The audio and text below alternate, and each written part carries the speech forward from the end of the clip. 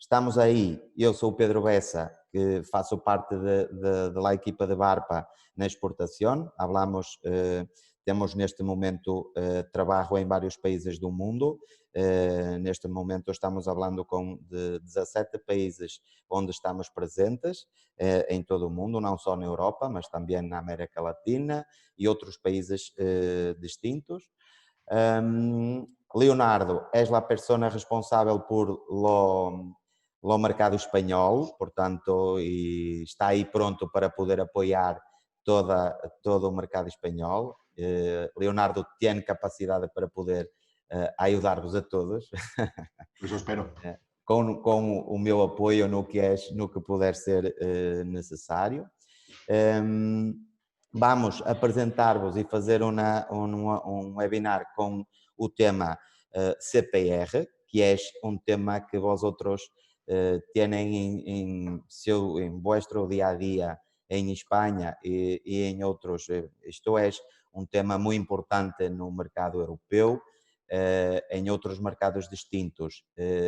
Provavelmente hablaremos de algumas coisas que poderão ser importantes também para vosotros perceberem quais as reações do fuego quando as reações dos cables e das construções dos cables quando expostos ao fuego. Portanto, o tema é CPR, reação ao fogo e a regulação dos produtos de construção.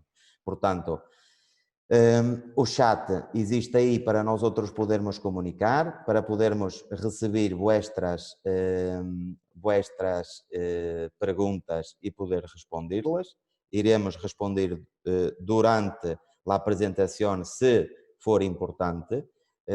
Aquelas que não respondermos diretamente, iremos responder no final da apresentação e temos um espaço para poderlo fazer.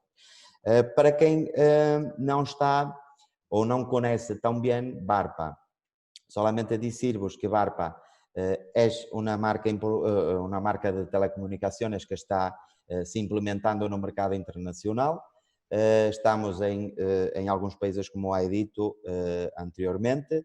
Queremos desenvolver e queremos estar presentes em mais países, portanto, fazemos todos os esforços para poder chegar mais adelante, poder resolver e responder a todas as questões que os distintos mercados nos colocam. E estamos hoje aí para poder-vos passar mais alguma informação acerca deste tema. Solamente também dizer que Barpa também tem uma representação em Peru a través de uma pessoa que é Cristina Carrillo, que está também aí no nuestro asistindo a este webinar. Portanto, o que iremos fazer também no chat é passar todos os contactos. Se for necessário, podereis usá-los para poder mais tarde nos contactar e podermos ter algum tipo de conexão. Portanto, muitas graças por vós outros estarem aí. Vou passar a palavra a Leonardo e bom trabalho para ti, Leonardo. Gracias por me ouvir un pouco hablando, que eu gosto muito de hablar. Gracias, Pedro. Sí, Vale. viendo un poco el tema que es decir, no es un tema nuevo ni novedoso, pero sí pienso que es un tema que suscita muchas preguntas, dudas, etcétera. Con lo cual, pues en este momento durante la charla, si os surgen dudas, por favor, ponerlo en el apartado preguntas y respuestas. Como dijo Pedro, pues bueno, él las irá cribando sobre la marcha. Si hay alguna que, digamos, indica que no he sido completamente claro o he causado más dudas que respuestas, pues la podemos contestar sobre la marcha, ningún problema. Y si no, ya al final de la sesión, pues haremos una vuelta por todas las preguntas que han salido y las vamos a ir contestando sobre la marcha. Bien, pues voy a ver. Perfecto, a compartir mi pantalla. Lo pongo en modo completo. Perfecto, la estáis viendo bien, ¿no? Ok. Uy, espera. Aquí. Me había ido ya a la mitad de la presentación. Bien, bienvenidos todos al seminario sobre la reacción al fuego y la regulación de productos de construcción, mejor conocida como CPR. Bien, la CPR tiene su inicio o su origen en una directiva de la Comunidad Económica Europea de 1989, o sea que ya podemos decir que ha llovido. Y como ves, era una directiva, con lo cual eso se lleva a que es, digamos, como una recomendación para los países miembros, no es de obligado cumplimiento, ¿no? Y entonces, esta directiva estaba pensada para productos comercializados para ser incorporados de forma permanente en edificaciones, y querían, de alguna manera, armonizar las reglas de marketing para productos de la construcción dentro de la Unión Europea, por medio de proveer de un lenguaje técnico, digamos, común para definir las prestaciones en productos de la construcción. Algo que parece, digamos, muy obvio, quiero decir, pero no existía hasta ese momento. Muchos de los fabricantes de productos para la construcción, digamos, en su sentido más amplio, se referían, cuando hablaban de esos productos, a normativas locales de su país y no eran siempre comparables con las de otro fabricante que se referían a sus normativas locales, ¿no? Entonces, esto quería dar unas normativas, unas definiciones de prestaciones homogéneas por toda la comunidad o la Unión Europea y, pues bueno, de esa forma, pues asegurar la disponibilidad de información fiable para poder comparar productos de fabricantes diferentes, de países diferentes, incluso de países, pues bueno, fuera de la Comunidad Económica Europea en su momento. Bien, nada más que 20 años después, o algo más de 20 años después, esa directiva se convirtió en regulación, que significa que es de obligado cumplimiento. ¿Vale? Ya pasamos de una recomendación a una obligación. Esta fue presentada en el año 2011 y entró en vigencia el 1 de julio de 2013, aunque en esta versión no se aplicaba a los cables, es decir, los cables no estaban englobados. Pero en esta había ya una frase muy significativa que decía se requiere que las regulaciones de los Estados miembros aseguren que la construcción o las construcciones se diseñen y ejecuten de tal forma que no pongan en peligro la seguridad de las personas, animales e inmuebles, ni dañen el medio ambiente. Esto es interesante porque pone en primer plano la seguridad de las personas, aunque después nombre animales, inmuebles, etcétera. Porque en otras normativas contra el fuego a nivel mundial, el foco no siempre está en las personas, como es, por ejemplo, en las normativas en Estados Unidos, que las confeccionan, digamos, de alguna manera, el laboratorio UL para edificaciones. Este laboratorio UL pertenece a un consorcio de empresas aseguradoras, con lo cual el foco que tiene la UL es en el edificio, en preservar el edificio. Entonces, que las personas que están dentro del edificio, bueno, es mejor que se salven también, pero no es prioritario. Mientras vemos que en la normativa europea se ponen las personas por delante. ¿Esto qué consecuencia tiene?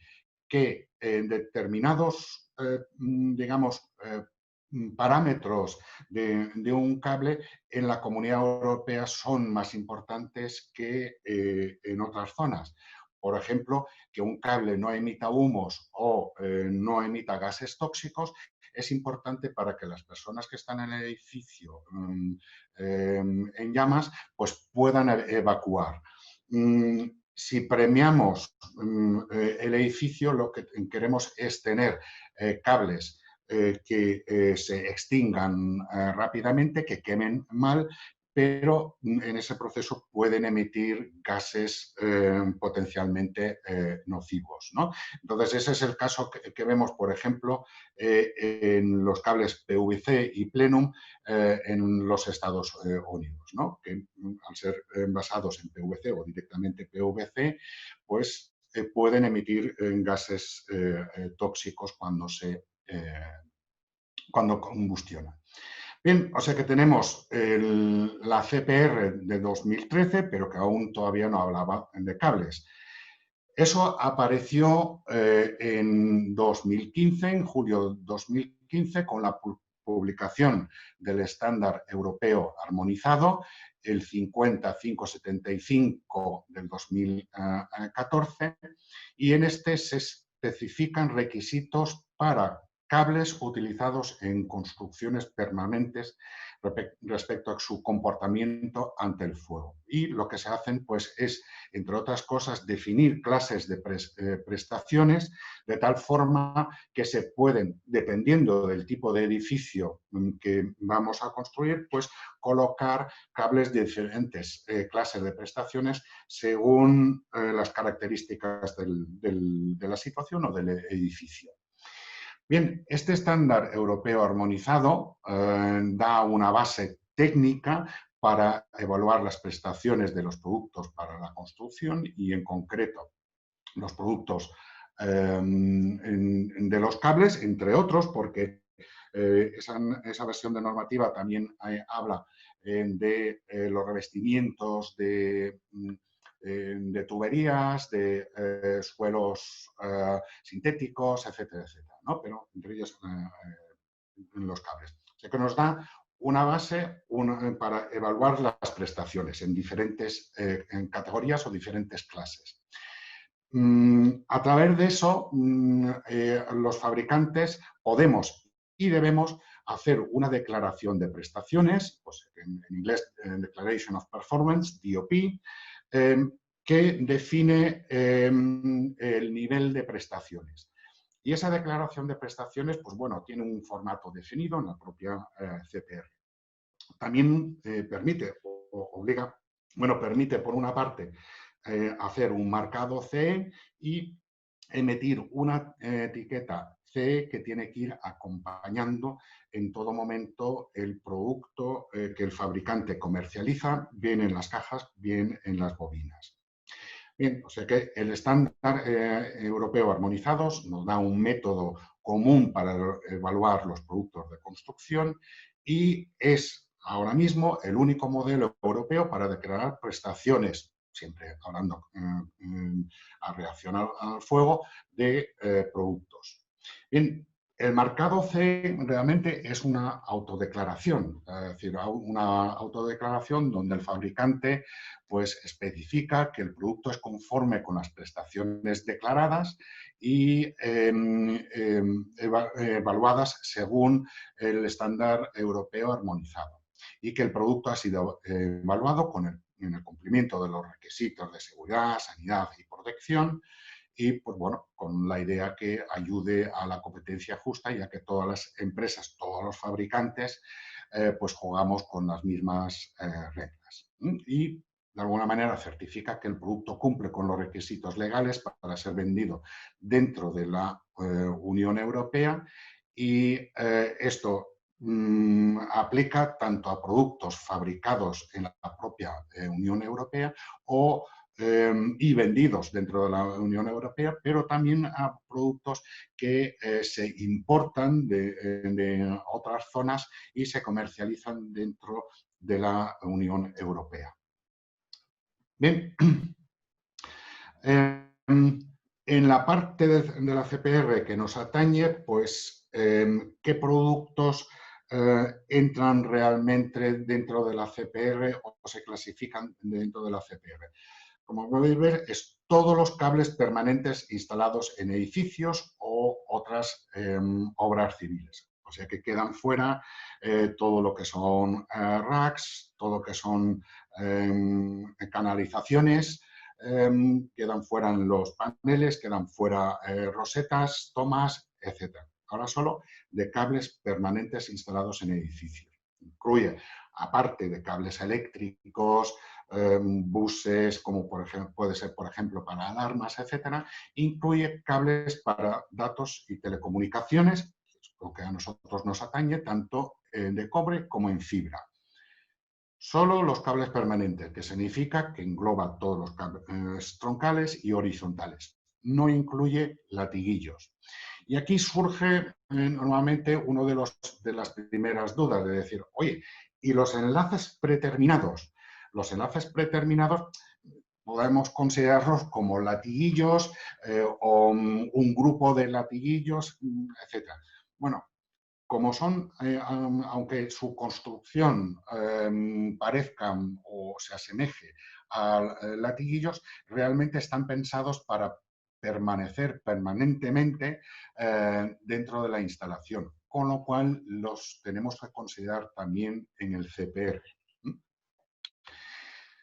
Bien, para la clasificación al fuego de los cables, nos basamos en 4 criterios que se van a traducir en 4 apartados, cada uno con su nivel, que, digamos, clasifican las prestaciones de los cables. La primera sería la propagación de la llama y emisión de calor, propagación de las llamas, propagación de incendio y emisión de calor, tendría que decir realmente, y después la producción de humo, productos ácidos, gases ácidos o gases tóxicos y al final goteo de partículas.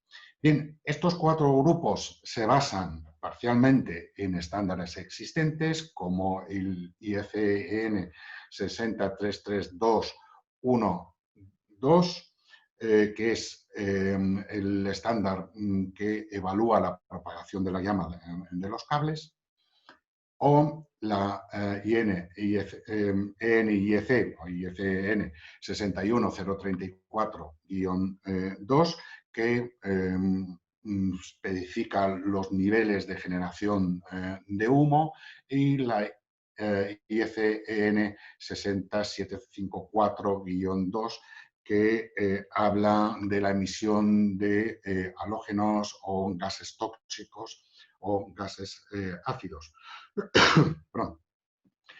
Y añade un nuevo estándar, que es el EN 50399, y da un método de prueba armonizado para la propagación de la llama, emisión, propagación del incendio y emisión de calor. Bien, con estos 4, digamos, parámetros, tenemos una clasificación que podemos definir de 7 euroclases según su reacción al fuego, y después 3 parámetros adicionales, como hemos mencionado, que sería la producción de humo, producción de gases ácidos y el goteo de partículas incandescentes. En la reacción al fuego tenemos 7, lo que llamamos euroclases, que van desde la A, B1, B2, C, D, E y F, que realmente para cables solo utilizamos B2, C, D y E, ya que A pues sería un producto no combustible, pues eso no es el caso de los cables, por lo menos no los cables de datos, y B1 sería un nivel también demasiado alto para los cables, y el nivel F o la Euroclase F significa simplemente que no cumple con ninguno de los criterios, con lo cual no se puede utilizar en el interior de edificios. ¿Vale? Entonces, la Euroclase F realmente es la Euroclase tonta porque se define pero no se puede utilizar en el interior de edificios. Entonces, lo que se hace algunas veces pues, es marcar o especificarlo para cables en exterior, por ejemplo, con cubierta de polietileno, y indicar pues, bueno, que no son aptos para el edificio. Y aquí surge una cuestión curiosa, porque claro, los cables que tenemos en el exterior en algún momento tienen que entrar en el edificio. Entonces tenemos que tener un punto de transición de un cable en Euroclase F a un cable ya que se pueda utilizar en el interior, bien sea B2, C, D o E. Entonces, en algunos países se ha especificado que esa transición tiene que producirse antes de 5 metros, digamos, en el interior del edificio. O sea que el cable de exteriores con clasificación F puede entrar 5 metros en el edificio y a partir de ahí ya tiene que ser un cable con un CPR para interiores. Bien, perdonad, que me... Leonardo. Sí. Olá, Tiana, penso que é importante definir, porque pode não ter sido muito claro para alguns participantes, a definição de edifício. Edifício particular, tem aí uma questão que é definir a parte do edifício particular, oficial, industrial, é uma das perguntas que tem aí. Gracias, Pedro. Aquí estamos hablando, de momento estamos hablando de una edificación. Es decir, de momento todavía no nos interesa si el edificio es un colegio, un hospital o lo que sea. Vamos a entrar en esa parte más adelante. ¿Vale? Eso lo vamos a contestar un poco más adelante. Pero efectivamente el CPR es válido para cualquier edificación. Es decir, cualquier edificación permanente, el CPR es válido. Después entraremos un poco más en detalle en la relación CPR-edificios. ¿Vale? Gracias. Ok. Entonces, bueno, de las 4 euroclases que nos quedan realmente, de las 7 que se definen, una de ellas, la E, solo tiene parámetros de reacción al fuego, no tiene lo que llamamos clasificación adicional de humo, acidez o goteo incandescente, y ya las restantes a partir de la D, C y B2 ya sí tienen, aparte de las clasificaciones según su comportamiento a la llama, al fuego o la generación de calor, pues ya tenemos parámetros adicionales para identificar su comportamiento de generación de humo, generación de acidez y generación de gotas incandescentes. Entonces, en las 7 euroclases, como hemos visto, pues la A significaría que no tiene reacción al fuego ninguno, o sea que es incombustible. La B1 podríamos decir que es una reacción muy baja, no es propagador de la llama, no es propagador del incendio. Y en la prueba que se realiza con un quemador, es decir, para las pruebas en prestaciones contra el fuego, lo que se hace es colocar unas muestras de cables en una única capa contra una escalera, y en el fondo de la escalera con un quemador se le pega fuego durante 60 20 minutos, perdón. Durante 20 minutos. Durante esos 20 minutos, pues se está quemando el cable con una potencia calorífica determinada, ¿vale? Entonces, en el caso del B1, la parte que se puede quemar una vez retirado el quemador, o la parte que puede estar quemada, es de 1,75 m. En la B2 vemos que también es de reacción baja, menos, no es propagador de la llama, no es propagador de incendio y la emisión de calor también es baja. Vemos que aquí la parte que se permite que se queme es de 1,5 metros, que parece un contrasentido porque el B1, al ser una euroclase más exigente, permite que se queme más. Esto viene dado que en la B1 se utiliza una fuente de calor de 30 kilovatios, mientras que en la B2 esa fuente de calor es de, entre comillas, tan solo 20 kilovatios.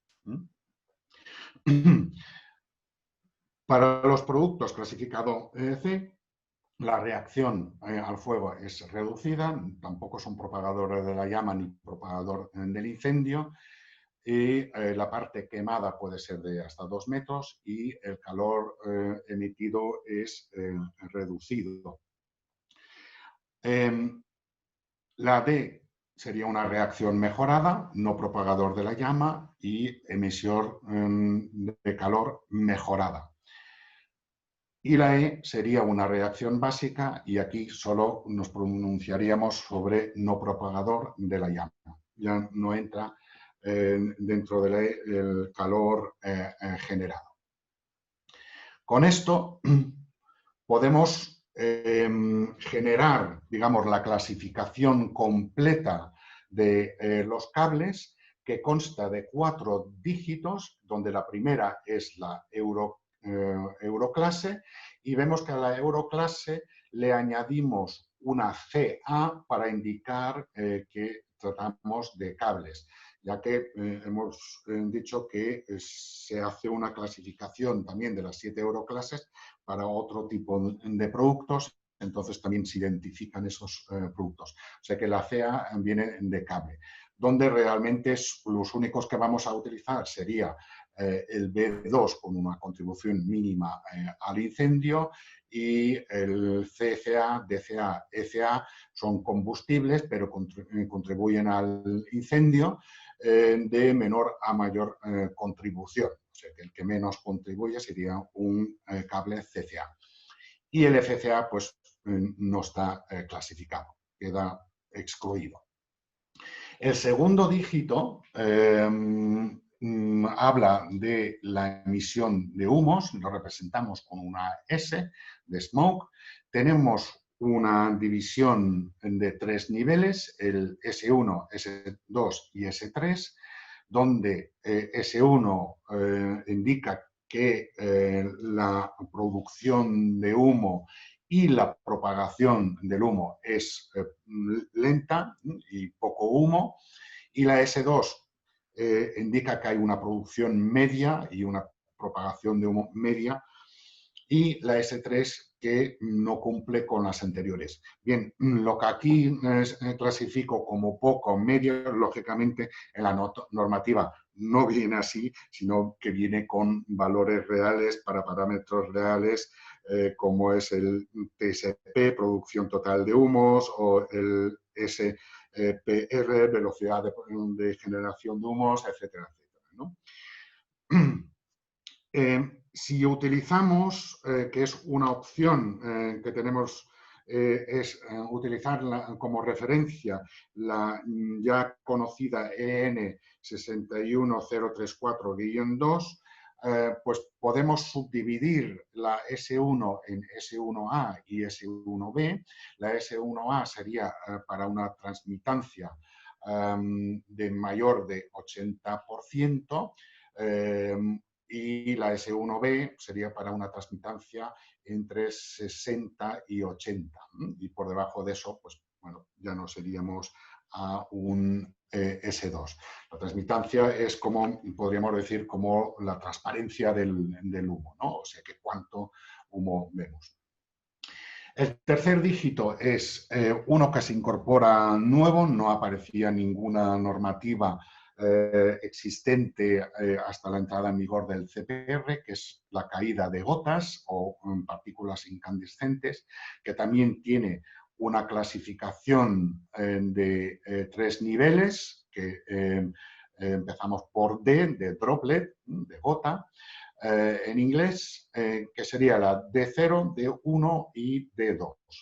La D0 significaría que durante todo el proceso de quemado de las muestras no se producen ni gotas ni partículas incandescentes.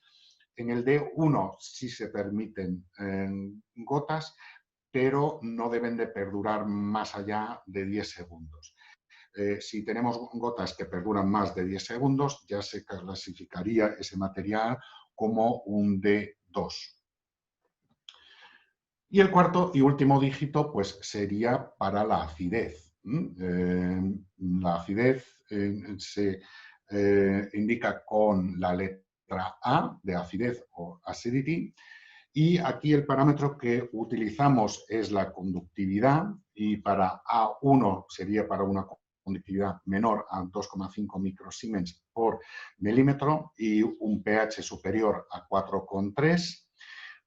Para clasificarlo a 2 tendría que tener una conductividad menor a 10 microsiemens por milímetro y el pH también superior a 4,3.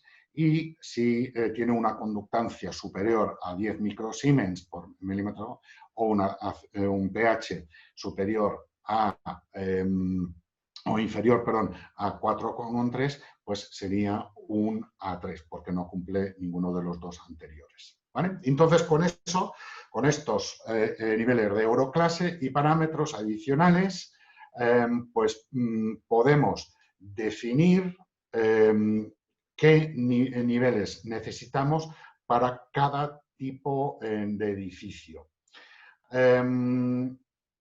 El tipo de edificio pues, se pueden clasificar de muchísimas formas: nivel de ocupación, dificultad de evacuación, etc. El nivel de Euroclase y parámetros adicionales para cada tipología de edificio, pues es un tema, digamos, nacional. Cada país de la comunidad europea, de la Unión Europea, tiene que definir cuáles son las euroclases que exige para cada tipología de edificios. Hay países, como Portugal, si no me equivoco, que han dicho, bueno, para todos los edificios la misma clasificación, que es DCA con los parámetros adicionales. Hay otros países que lo hacen todavía con más detalle, es decir, no, pues para un hospital, el hospital tiene que ser un CCA, pero para las zonas de evacuación del hospital o del edificio que sea, tiene que ser un B2CA, la clasificación más alta. ¿Vale? Entonces, estas clasificaciones para diferentes situaciones que nos permite hacer la norma CPR por país, veremos más adelante en España cómo se ha resuelto o hasta dónde se ha resuelto a día de hoy. Bien, en principio, con las euroclases que tenemos y los parámetros adicionales, pues podemos hacer una infinidad de combinaciones. En la práctica vemos que por, bueno, euroclases altas y parámetros bajos de los parámetros añadidos, pues no suele ocurrir.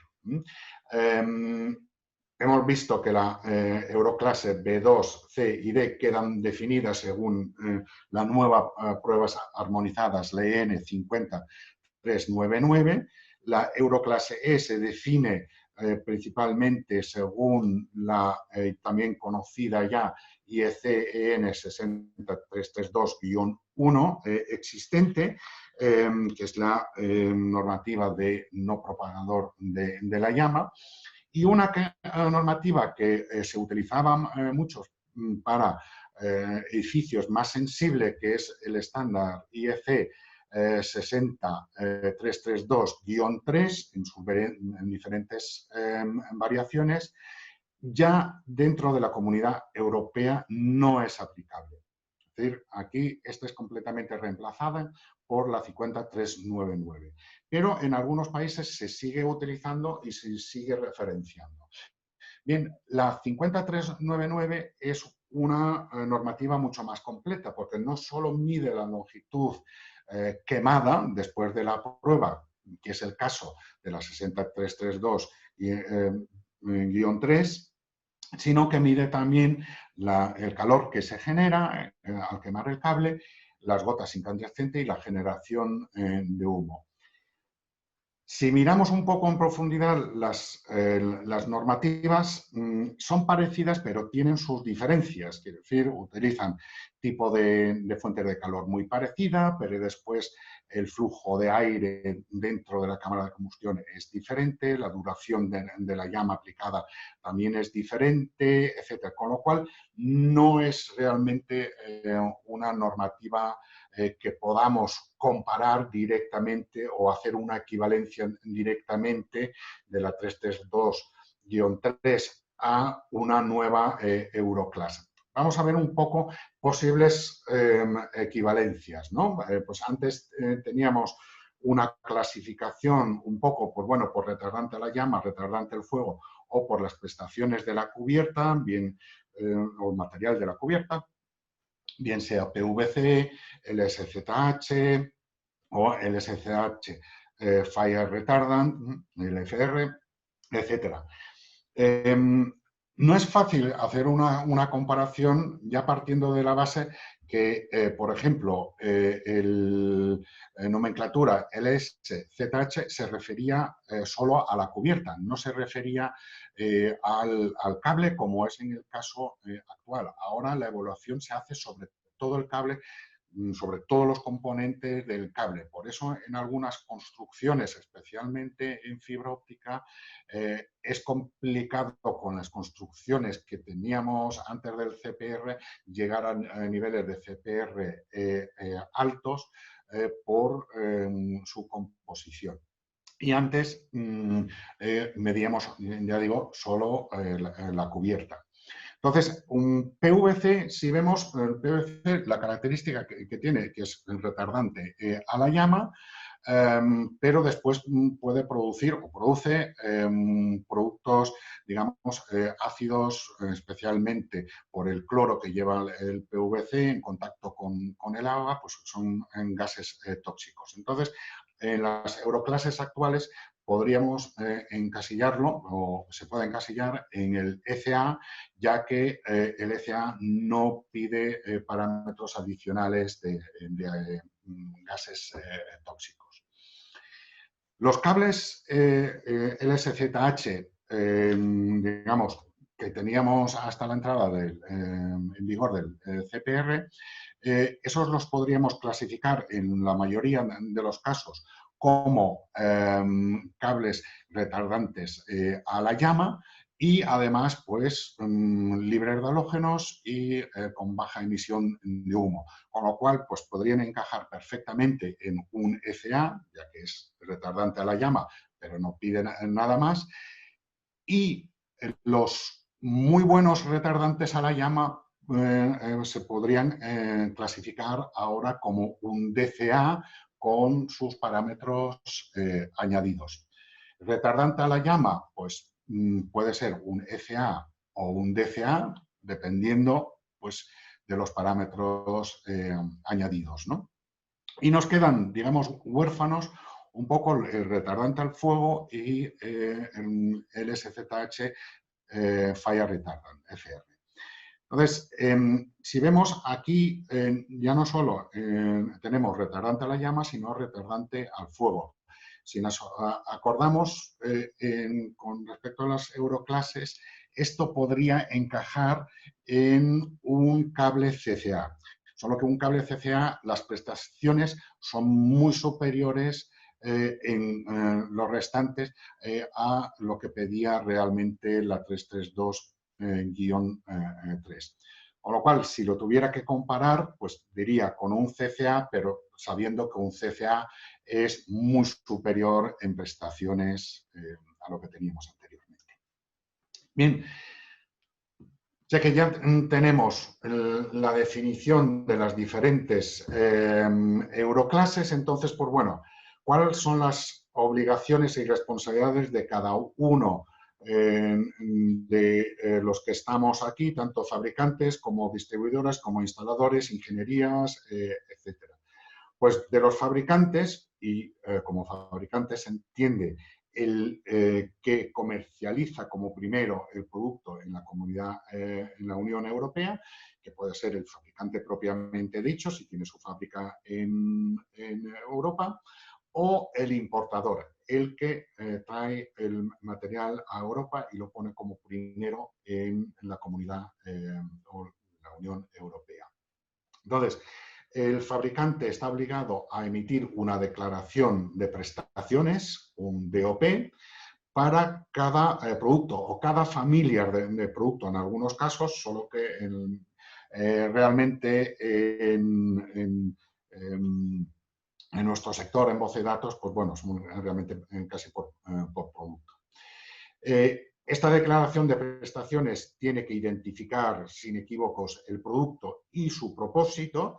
El propósito significa, pues, para qué se va a utilizar, y para eso también la CPR pues, ya nos da unos, digamos, definiciones de usos ya programados y como fabricante tenemos que seleccionar uno de esos. Tenemos que indicar en el DOP las prestaciones declaradas de las euroclases y los parámetros adicionales. Tenemos que identificar el laboratorio independiente, lo que en la normativa se llama el Notified Body, que es el que se encarga para clasificar, para comprobar que nuestro cable pues, cumple con un determinado nivel de euroclase o con los parámetros añadidos.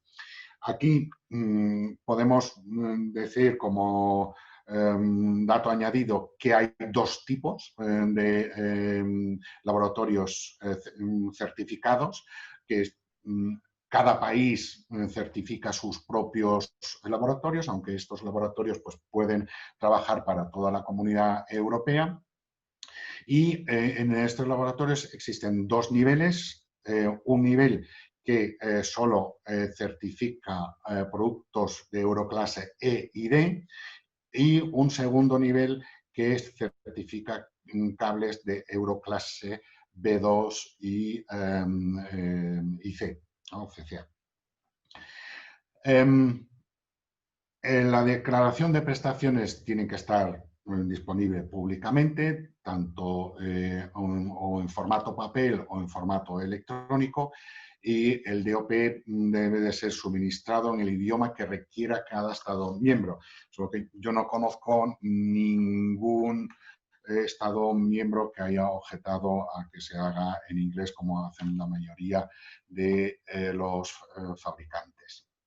Entonces, tenemos que emitir un DOP. Aquí vemos un ejemplo del DOP, donde viene su número, digamos, de referencia interno del fabricante, viene especificado la identificación o el código de identificación del cable, el tipo de producto que es, el uso para que está pensado el producto, los datos del fabricante, o sea que su sede, el Notified Body, o sea que el laboratorio independiente que ha certificado el cable, el estándar que se utilizó para hacer esa certificación y las prestaciones, digamos, declaradas. Y el sistema que ha utilizado el laboratorio de calibración. Y al ser un cable B2, tiene que ser un sistema 1+.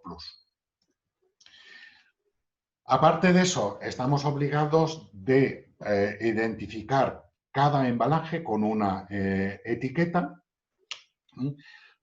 que tiene que contener los mismos datos que el DOP, o sea que se pueden contrastar con el DOP, tiene que llevar el marcado CE, el año en el que por primera vez se marcó como CE, y tiene que ir en las etiquetas tanto en cajas como en bobinas.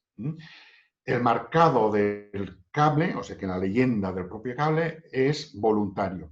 Tenemos que decir que en Barpa incluimos el marcado en todos los cables. Esto es importante especialmente para los cables de fibra óptica, en los que muchas veces los compramos por medio de cortes, pues un corte de 150 metros.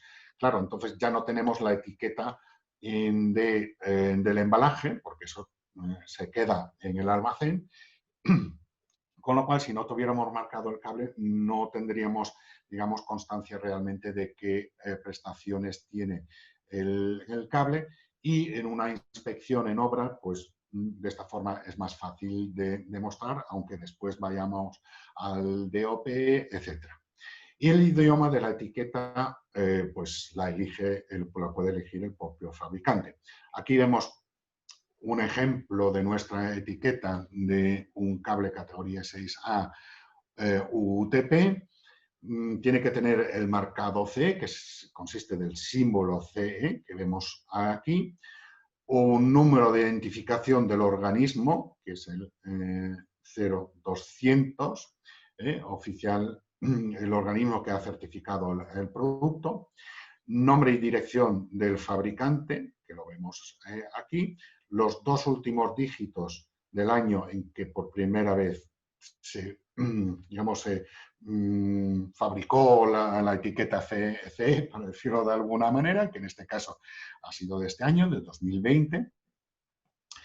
El número de DOP de referencia, que es el número que aparecía al principio en la parte superior del DOP, el estándar europeo de referencia, aplicado, según publicado en el Diario Oficial de la Unión Europea, el código identificativo del producto,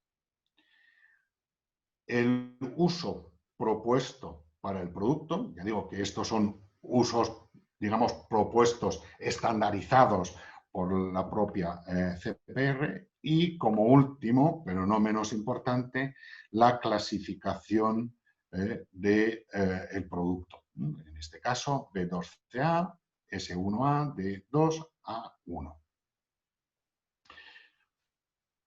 Bien, los distribuidores también tienen obligación, y su obligación en este momento es asegurarse de que los cables que revenden tienen el marcado CE y toda la documentación CPR necesaria. Si no es un producto no cumple CPR, no se puede vender. Ojo, productos, cables que vayan a ser utilizados para el interior del edificio. Si el cable va a ser utilizado en el exterior del edificio, no tiene que cumplir el CPR. Para las ingenierías y los consultores, pues dentro de sus especificaciones tienen que asegurarse pues, que hacen referencia a las euroclases y los criterios añadidos de acuerdo con la regulación CPR nacionales en los proyectos. ¿Qué significa esto? Pues bueno, que como cada país se supone que ha publicado ya, es decir, en determinado tipo de tipología de edificios, qué tipo o qué nivel de CPR tiene que ser aplicado, pues que lo apliquen de forma adecuada.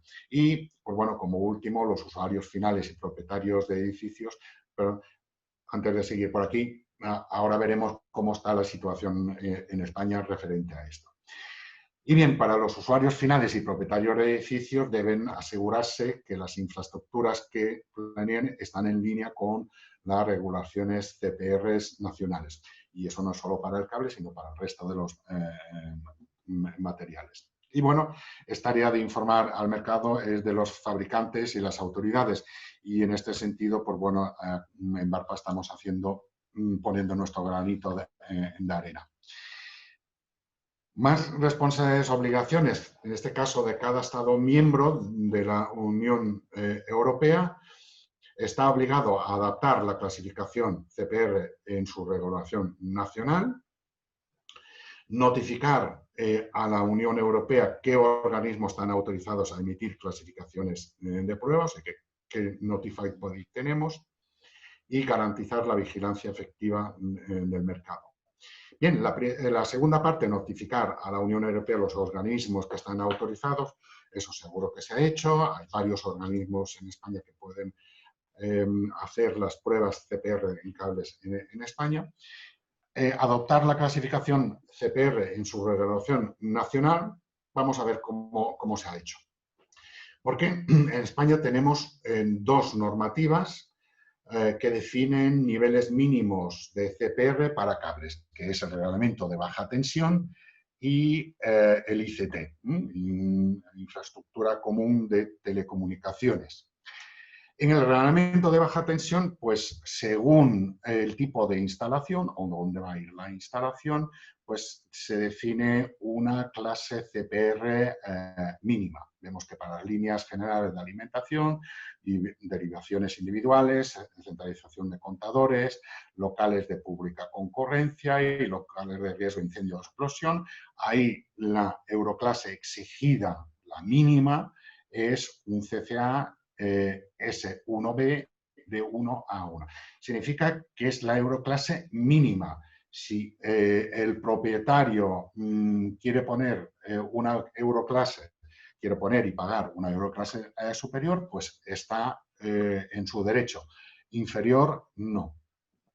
Y en acuerdo de construcción sería una ECA. Bien, aquí aparece un palabrejo que son locales de pública concurrencia. Entonces, en locales de pública concurrencia vemos que se especifica como mínimo un CCA. Bueno, ¿qué es un local de pública concurrencia? Aquí ya empezamos un poco el lío, porque el reglamento de baja tensión y el código de construcción tienen los dos una definición de locales de pública concurrencia, pero no concuerdan al 100%, concuerdan al 95%, pero no al 100%.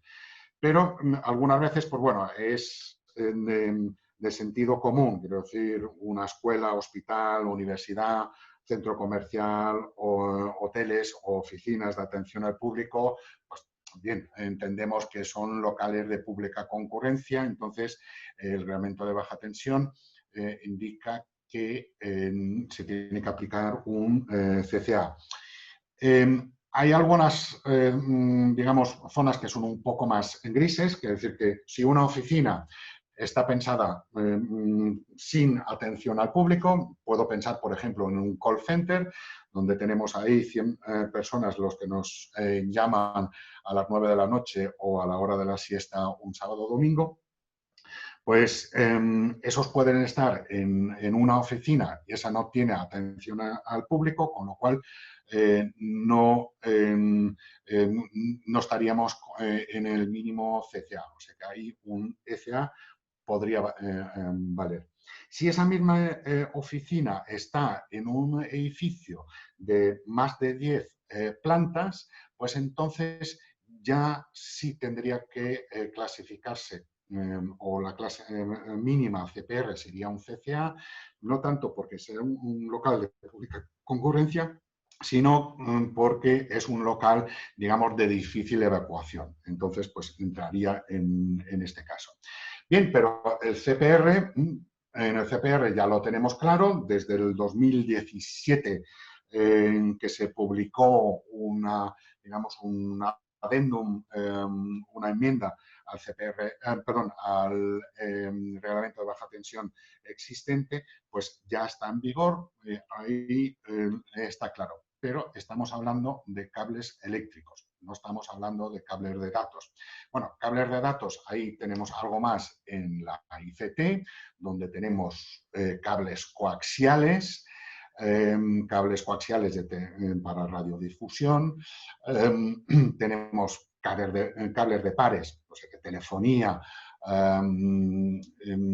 puro y duro, cables coaxiales para, aquí en esta segunda parte de cables coaxiales se refiere a cables que utilizan las operadoras de televisión por cable, cables de fibra óptica y cables de pares trenzados, o sea que podrían ser los UTPs o los FTPs.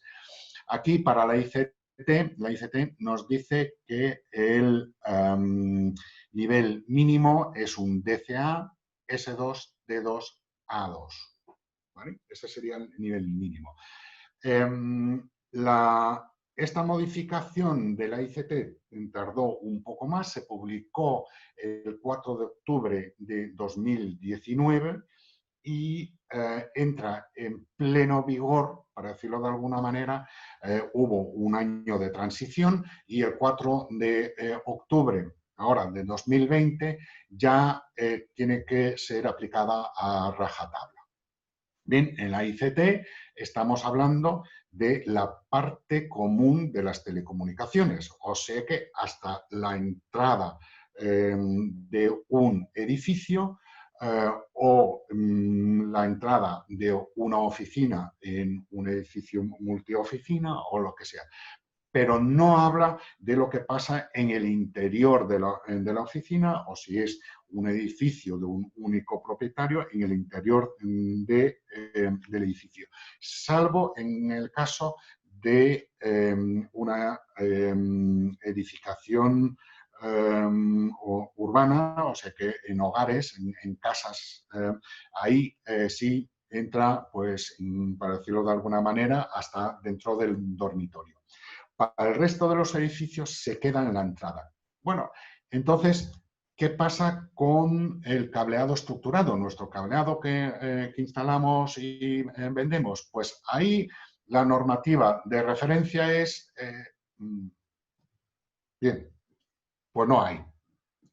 Aquí no hay nada de momento, se está trabajando en ello, pero con la situación que tenemos actualmente, pues entiendo que hay otras prioridades y seguro que esto se dilata un poco. Se está trabajando en ello para rellenar este hueco porque es el único hueco que, digamos, no se especifica. El cableado horizontal ni el troncal se especifica qué niveles de CCA, perdón, de CPR tenemos que aplicar. Digamos que el sentido común nos podría decir que pues utilicemos el mismo cable o la misma clasificación de cable que en el reglamento de baja tensión, ya que van a coexistir, mejor no en las bandejas, pero sí en un espacio próximo. La lógica diría eso, pero en este tema no siempre funciona la lógica. Simplemente hay que ver que nosotros, como fabricantes de cable, tenemos que fabricar y comercializar cables que cumplen el CPR, que después van en bandejas PVC que no cumplen CPR porque están excluidas del CPR. Con lo cual, vuelvo a repetir, lo lógico es que sea parecido al reglamento de baja tensión, que significa que sería un CCA para locales de pública concurrencia, pero realmente en este momento no hay nada, digamos, exigido. Con lo cual, pues aquí la única voz que, digamos, vale es la voz del propietario del edificio, de la instalación y su ingeniería, que van a definir el nivel de CPR que tenemos que cumplir. Bien, en Barpa, ¿qué soluciones tenemos? Pues en cobre, si fijamos en cables categoría 7 y 7A, nuestro CPR, nivel de CPR, es un CCA S1D1 A1. En cables categoría 6A, pues vamos desde el FCA para los cables exteriores de polietileno, DCA tanto en apantallados como no apantallados, CCA en cables apantallados SFTP o el UFTP duplex y en el cable no apantallado, el UTP, llegamos hasta, digamos, la clase máxima de 2CA. Y en cables categoría 6 tenemos también los cables de polietileno para exterior y después tanto apantallados como no apantallados en DCA y el no apantallado en CCA S1 de 1 a 1. En fibra óptica, todos nuestros cables los tenemos en versiones ECA y DCA. Y además en fibras ajustadas, o sea que cable de fibras ajustadas de 12 y 24 fibras, pues tenemos también una versión en CCA. Y con esto he terminado mi presentación y os doy las gracias por vuestra atención. Si he conseguido no dormiros. Para já eu não. Eu não he dormido. Casi, casi, casi. Casi, ¿no? Mira, Leonardo, acho que nós outros conseguimos estar bem despertos. Tem aqui uma pessoa dizendo que está bem desperto, que é António, Muy bien. que está aí dizendo. Muito importante todas as tuas informações, todo o teu conhecimento que nos has passado, principalmente a quem esteve presente nesta apresentação. Temos aí, certo? Sí, pero antes de seguir, quiero decir que he intentado no entrar muy en detalle técnico de cifras en las pruebas que se hacen sobre los cables para determinar la euroclase, etcétera, etcétera. Pero si alguien está interesado, las tengo las cifras para cada una de las pruebas y se lo puedo enviar sin ningún problema. Perfecto. Que además es información pública, o sea que no está sujeta a copyright o a nada. Portanto, Leonardo, és muito importante tudo isto e também dizer que estamos completamente disponíveis para poder responder a tudo aquilo que ficou por responder durante esta apresentação. Penso, nós temos aí algumas pessoas que fizeram algumas questões. Estamos falando que nuestra apresentação já teve uma duração de quase de uma hora certa.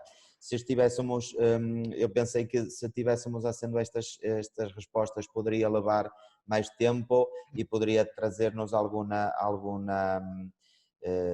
lá está, poderemos ter as pessoas não tão despertas, mas eu penso que as questões que eu tenho aqui de algumas pessoas que eu posso passar a falar, que é Maite, Tony Palacios, Fernando Sánchez, Jorge Rodrigues, temos Fernando Casares, temos aí várias questões que penso, eu passei todas as questões para um documento em Word e provavelmente o melhor que temos a hacer é responder a estas questões por correio. Penso que é lá...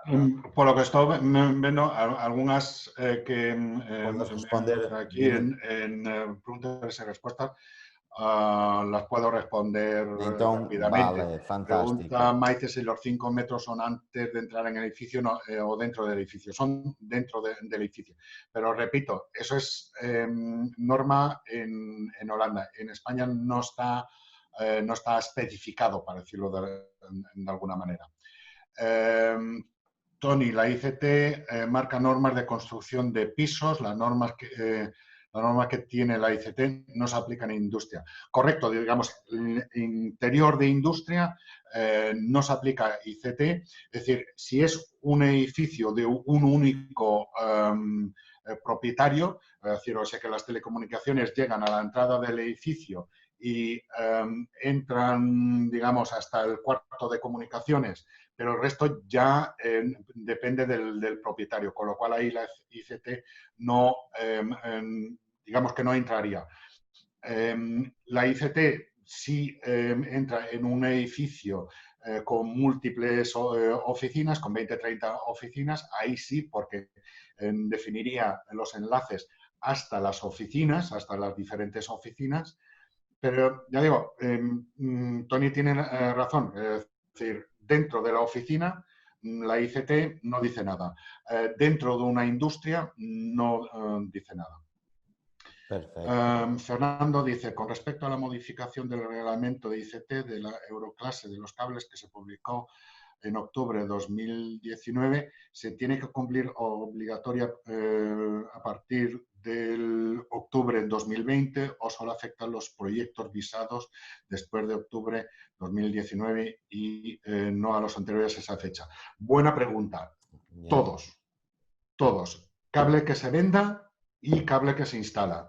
Para eso ha estado la moratoria que hubo hasta el 4 de octubre.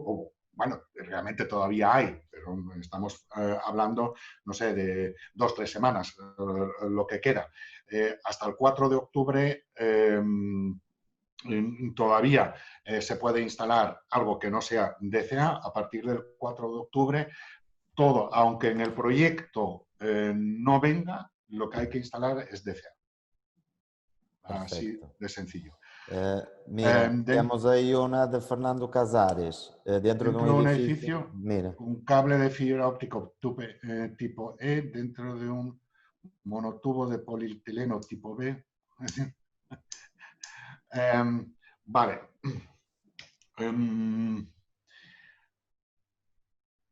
Poliestileno tipo B para complería. Vamos a ver. No, no cumpliría porque es cada elemento por separado, con lo cual, bueno, dentro del edificio un cable tipo E, vamos a ver, depende, si es para la ICT, no cumpliría. Si es para cualquier otra aplicación que no sea ICT, seguro que cumpliría porque es un cable CPR y si la ingeniería no ha especificado nada, pues cumpliría. Pero siempre, digamos, no vale que metamos un cable, por ejemplo, de polietileno dentro de un cable inífugo, o dentro de un tubo inífugo, por ejemplo, como un tubo de acero, y digamos, bueno, pues ya cumplimos la CPR. No, porque cada componente por separado tiene que cumplir, solo que la CPR, vuelvo a decir, no contempla las canalizaciones, con lo cual lo podemos hacer en un... podemos meter un cable CPR en una bandeja PVC, al revés no. No sé si quedaba alguna más abierta. penso que estamos neste momento com todas as perguntas que tínhamos aí cerradas. Olha, mira só uma coisa.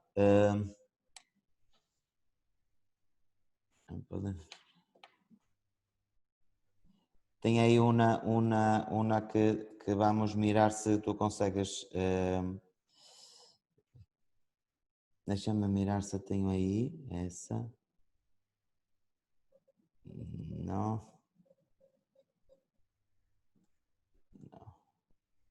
Não, não tenho aí. Olha, mira se consegues ler no bate-papo. Consegues mirar bate-papo, Leonardo, ahorita? Sí. Consegues mirar o que está na última...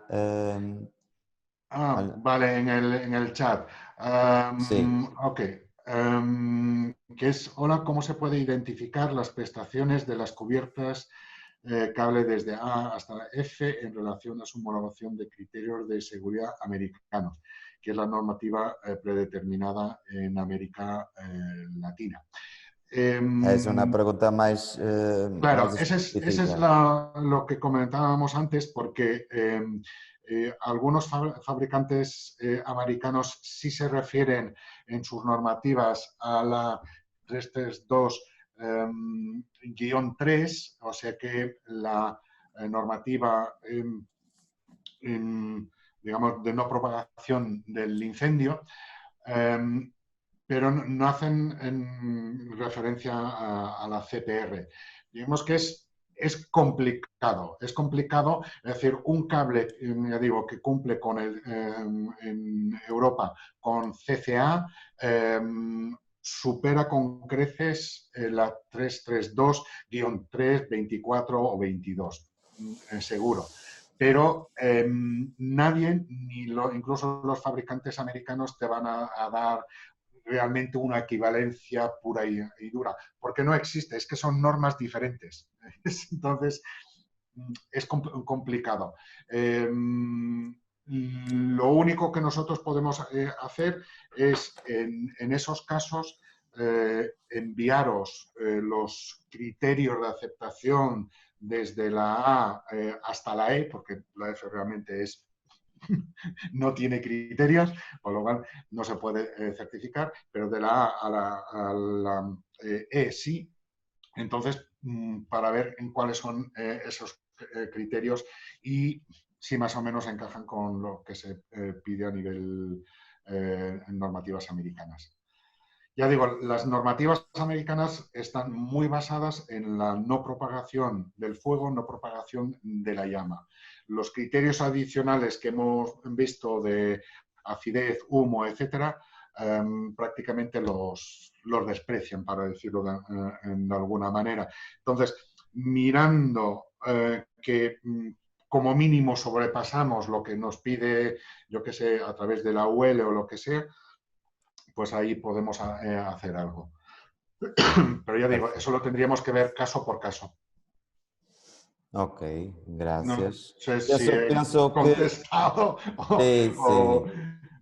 Mas ahora estamos con las cuestiones que teníamos muy bien y ainda fue importante también poderla ter esclarecido. Para allá quero agradecer a todas as pessoas que estiveram aí. Fostes excepcional mais uma vez. Muitas graças, grande Leonardo. Foi uma excelente apresentação. Quero agradecer mais uma vez e dizer que estamos disponíveis, pedir a quem está aí ainda, que estamos ainda com bastantes participantes aí na apresentação, que nos sigam em nossas redes sociais. Nós temos no LinkedIn uma imagem que é Barpa, América Latina e Espanha, portanto, por favor, nos sigam nesta rede social para nos poder mirar nossos produtos novos. Estamos sempre evoluindo, estamos sempre nos adaptando aos mercados, portanto, por favor, nos sigam e também é uma forma de vosotros poderem chegar a vossos clientes quando falamos de distribuidores, podermos chegar a outras partes dos mercados. E sempre que necessitarem, estamos disponíveis para poder apoiar. Gracias por vuestra presencia, gracias Leonardo una vez más. Gracias a todos.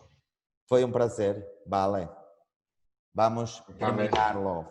Gracias por todo, gracias Antonio, gracias por todos, gracias Antonio, estás mandando ahí una mensaje. Fue muy bueno esta presentación, más una vez. Ok, estás mirando, Leonardo, las mensajes, pronto. Podem mandar essas mensagens que é muito bueno para podermos...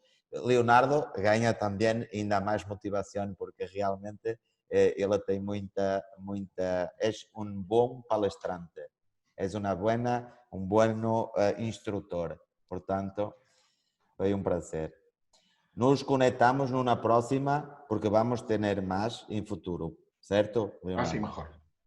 Ok. Vale. Chao, chao.